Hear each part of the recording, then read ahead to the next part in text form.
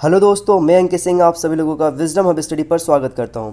दोस्तों, इस video series में हम बहुत ही महत्वपूर्ण चीज़ों को देखते हैं और ये खासकर हमारे यूपीएससी 2021 के एग्ज़ाम के लिए बहुत ज़्यादा फ़ायदेमंद है। इसमें हम करंट अफेयर के साथ साथ स्टैटिक पोर्शंस जो होते हैं उसको भी अच्छे तरीके से यहाँ पर डिस्कस करते हैं। ये वीडियो आप लोगों को प्रतिदिन सुबह 7 बजे स्ट्रीमिंग के माध्यम से मेरे YouTube channel wisdom hub study पर उपलब्ध करा दी जाती है। ये जो वीडियोज़ है आप लोगों को यूपीएससी के अलावा CDS, RRB, railway, IBPS, MPPSC, state PSC, MPPSC, CGL, इन सभी एग्ज़ाम में ये ज़्यादा हेल्पफुल करेगा। आई होप, मुझे उम्मीद है कि ये वीडियोस आप लोगों को पसंद तो आएगा, साथ में इसे आप अपने दोस्तों के साथ भी ज़रूर शेयर करिएगा।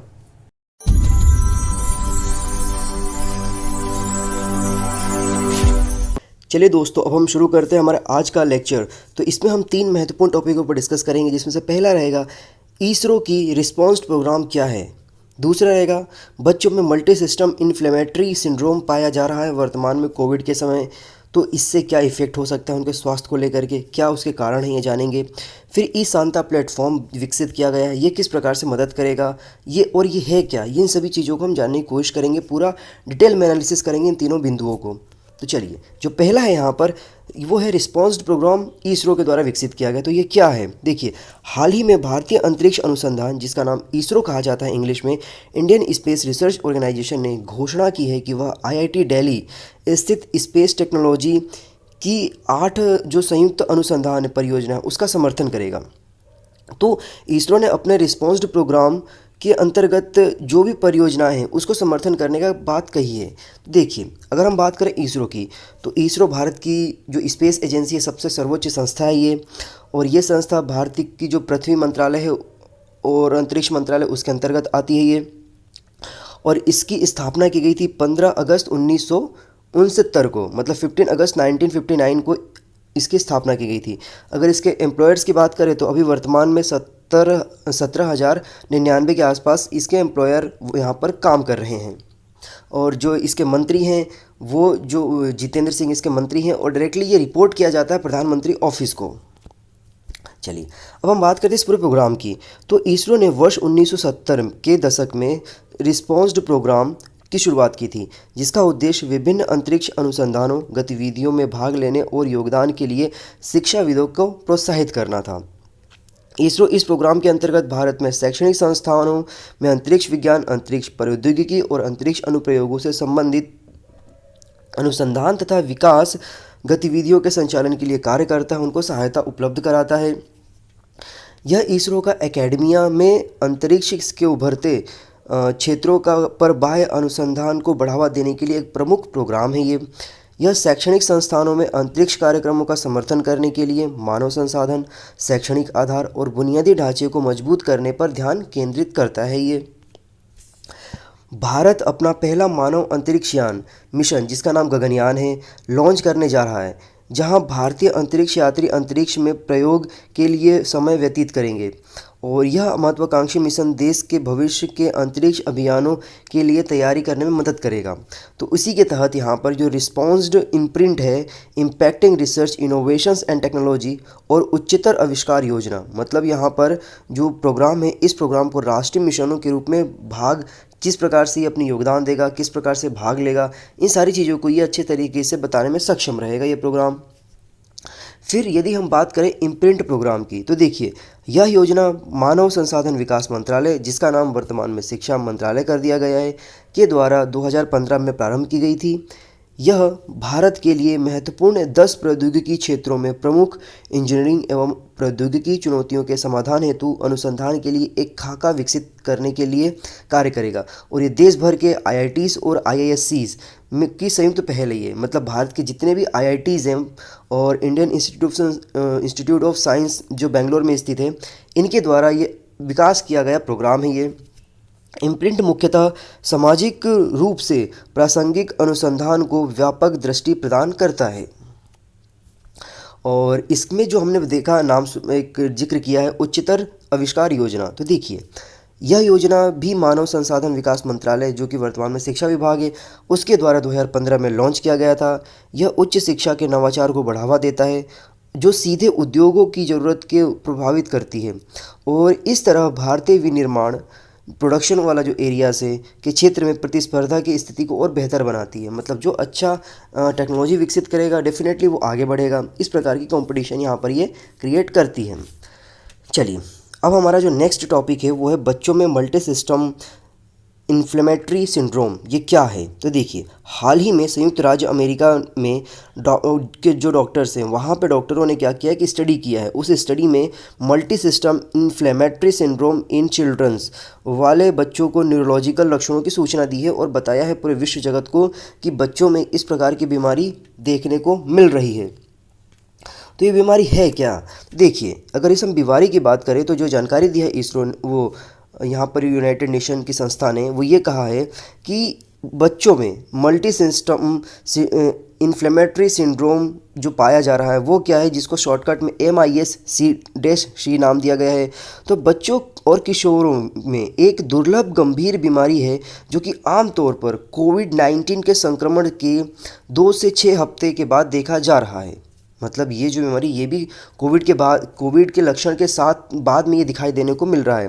यह बीमारी पूरे शरीर को प्रभावित करती है जिससे बच्चे के विभिन्न अंगों जैसे कि हृदय, गुर्दा, मस्तिष्क, त्वचा, आँख, इसके बाद जठरांत्र आदि को में ये स्वेलिंग कर देता है, सूजन पहुंचा देता है ये। फिर इसके बाद क्या है कि MIS-C से पीड़ित जो बच्चा है उसमें पेट दर्द होने लग जाता है, आँखों की से खून आने लग जाता है, थकान महसूस होने लग जाता है और उसके लक्षण लग जाते हैं, मतलब दस्त लग जाते हैं। तो इस प्रकार के उसको लक्षण दिखाई देने लग जाता है इस बीमारी से ग्रसित बच्चे को।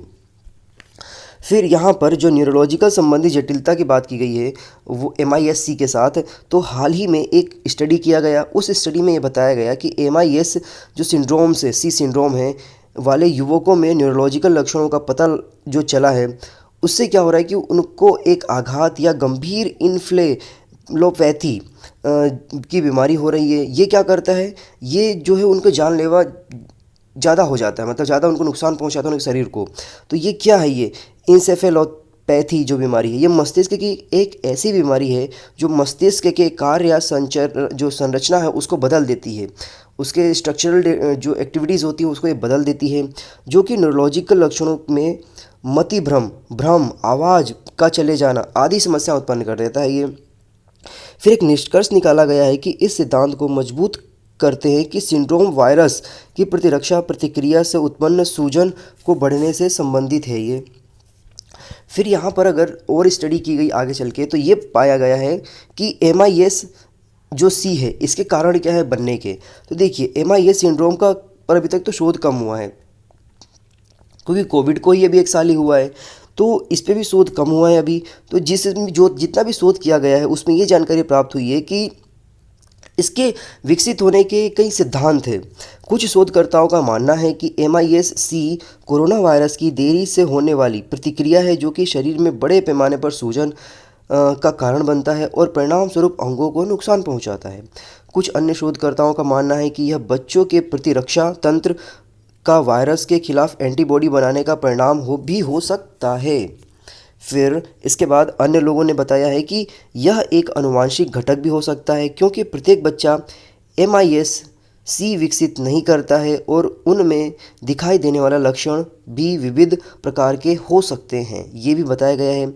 अगर हम बात करें इस बीमारी के उपचार की तो देखिए, उपचार किस प्रकार से संभव हो पाएगा इसका, तो उपचार के बारे में भी ज़्यादा स्टडी अभी हुआ नहीं है। तो MIS-C में होने वाली सूजन को अच्छी तरह से देखभाल किया जा सकता है और इसके बाद विभिन्न मेडिसिन्स दवाओं का उपयोग करके इसको ख़त्म किया जा सकता है। फिर इसके साथ साथ इन सारी चीज़ों को इस प्रकार से टैकल करना होगा, ये बताया गया है जो शोध करता है अलग अलग जगह पर अलग अलग समय पर शोध किए गए हैं उनके द्वारा। हमारा जो अगला टॉपिक है वो है ई-सांता प्लेटफॉर्म। तो ई-सांता प्लेटफॉर्म क्या है? देखिए, हाल ही में केंद्रीय वाणिज्य एवं उद्योग मंत्री जो है यहाँ पर पीयूष गोयल हैं, उन्होंने एक वर्चुअल प्रोग्राम के माध्यम से ई-सांता नाम के एक इलेक्ट्रॉनिक प्लेटफॉर्म का उद्घाटन किया, जो कि एक कृषक जो जल कृषक होते हैं जो फिशरिंग करते हैं उनको यहाँ पर खरीदारों को जोड़ने हेतु एक मंच प्रदान करता है। मतलब जो बायर और सेलर दोनों जो रहेंगे इनको यहाँ पर इस प्लेटफॉर्म के माध्यम से जोड़ा जा सकेगा।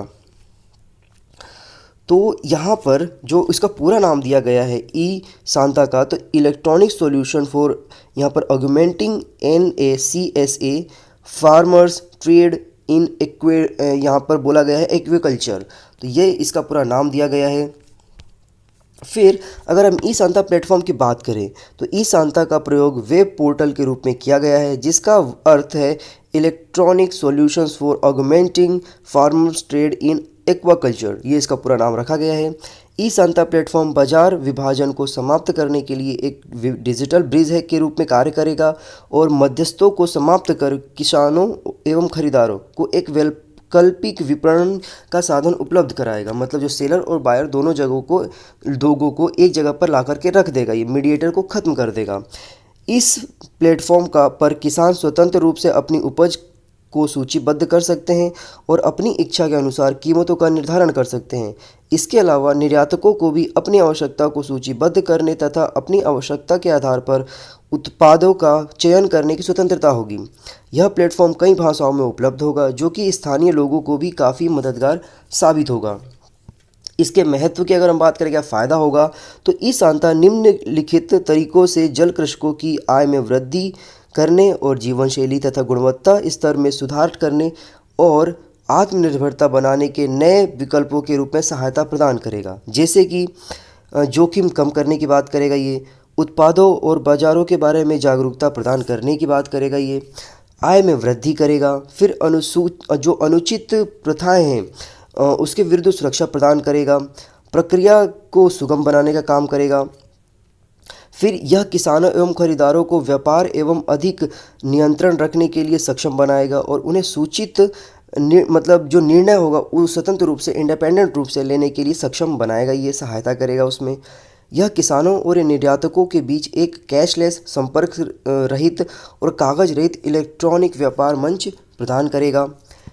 ई सांता प्लेटफॉर्म सामूहिक रूप से उत्पादों को खरीदने वाले और मछुआरे एवं मत्स्य उत्पादक जो रहेंगे उसके संगठन को एक साथ लाने का भी माध्यम बन सकता है ये। फिर यह राष्ट्रीय और अंतर्राष्ट्रीय स्तर पर लोगों को उत्पादों की उपलब्धता के बारे में जानकारी प्राप्त करने का अवसर प्रदान करेगा तथा इस तरह यह भविष्य में एक नीलामी मंच भी बन सकता है। तो ये इसमें बताया गया है इसके महत्व को लेकर के। फिर यदि हम बात करें national centre for sustainable aquaculture की, NACSA के बारे में, तो national centre for sustainable aquaculture वाणिज्य एवं उद्योग मंत्रालय भारत सरकार के तहत समुद्री उत्पादन निर्यात विकास प्राधिकरण की एक विस्तारित शाखा है ये। फिर NCSA की अगर हम बात करें तो यह एक प्राथमिक उद्देश्य क्षेत्र एवं सीमांत किसानों को संगठित कर उनका उत्थान सुनिश्चित करना है और जलीय कृषि में सर्वश्रेष्ठ प्रबंधन प्रथाओं को बनाए रखना इसका कार्य है। झींगा पालन के लिए सामूहिक या क्लस्टर आधारित एक दृष्टिकोण का प्राथमिक लाभ भी ये हो सकता है। इसके उत्पादन की लागत में महत्वपूर्ण कमी आती है। फिर क्या होगा कि यह किसानों को जो निम्नलिखित कार्य हेतु जो हो सकता है उसमें सक्षम और सहायता प्रोवाइड करने की कोशिश करेंगे, जैसे कि किसानों की जो कृषि संबंधी मतलब विभिन्न गतिविधियां होती हैं उसके निर्धारण में मदद करेगा ये। गुणवत्तापूर्वक बीज के खरीद में भी मदद करेगा ये। फिर कैसे उनके प्रोडक्ट का भंडारण करना है उनमें भी सहायता उपलब्ध कराएगा और अवेयरनेस और इसके बाद स्किल प्रोवाइड कराएगा।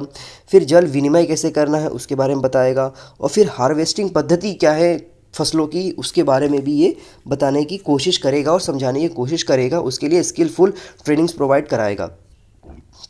तो दोस्तों ये हमारे तीनों टॉपिक्स थे। अब इनसे संबंधित मैं कुछ आप लोगों से प्रश्न पूछता हूँ जिसकी मुझे उम्मीद है कि आप लोगों ने यदि लेक्चर सही बहुत ध्यानपूर्वक तरीके से सुना है तो उसका जवाब आप मुझे कमेंट सेक्शन में अच्छे से दे पाएंगे।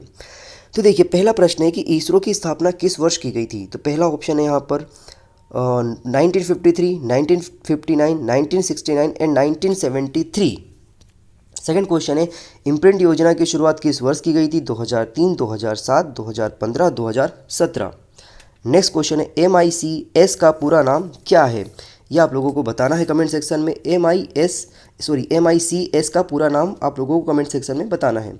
नेक्स्ट क्वेश्चन यहाँ पर ई सांता का संबंध किस क्षेत्र से है। पहला ऑप्शन है कृषि बाजार, दूसरा ऑप्शन है गृह सामग्री बाजार, तीसरा ऑप्शन है उद्योग बाजार और चौथा ऑप्शन है सभी। तो क्वेश्चन दोस्तों ये जो सारी चीज़ें थी, टॉपिक्स थे तीन और उससे संबंधित प्रश्न थे। आई होप, मुझे उम्मीद है कि आप लोगों को ये बहुत अच्छे तरीके से इंटरेस्टिंग लगा होगा। दोस्तों इस वीडियो को यदि आप फेसबुक पर देख रहे हैं, यूट्यूब पर देख रहे हैं, इंस्टाग्राम पर देख रहे हैं, जहाँ भी देख रहे हैं, आप इस वीडियो के लिंक को अपने दोस्तों के साथ वाइडली शेयर करिए। इसमें जो क्वेश्चन आपसे पूछे जाते हैं उसके जवाब दीजिए, ताकि आपको पता चले कि आपने कितने केयरफुल तरीके से इस पूरे लेसन को सुना है। और इसके साथ साथ मैं आपको एक और जानकारी देना चाहता हूं कि जो हमारा पेज है इंस्टाग्राम पर विजडम हब स्टडी, उसके स्टोरीज़ में डेली में करंट अफेयर के क्वेश्चंस डालता हूं जो कि बहुत डिफ़र होते हैं। उनको जा करके आप अटेंड करिए और देखिए कि आपको कितने क्वेश्चंस आते हैं। उन सभी के लिंक मैं आप लोगों को डिस्क्रिप्शन बॉक्स में प्रोवाइड करा दूंगा, ताकि आप लोगों की जो तैयारी है वो और भी अच्छे तरीके से चल सके, चेक एंड बैलेंस की तरीके से। चलिए फिर से मुलाकात होगी। Have a good day. जय हिंद, जय भारत।